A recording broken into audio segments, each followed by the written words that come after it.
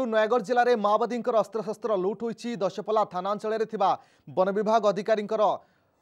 कार्यालय में पशि अस्त्रशस्त्र लुटि नहीं माओवादी गत राति 7 सशस्त्र माओवादी वन विभाग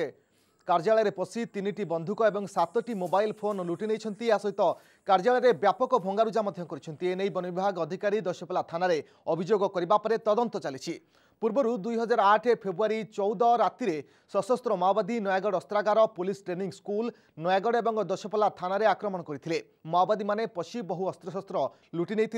13 जन पुलिस कर्मचारी समेत 14 जनकर मृत्यु होता बर्तमान सुधा आम पाखे किसी अभियोग पहुंचनी किंतु आमको एमती टेलीफोन माध्यम जन से ठाकर जी इनचार्ज अच्छा आम इनक्वारी करूँ इनक्वारी कर देखिए।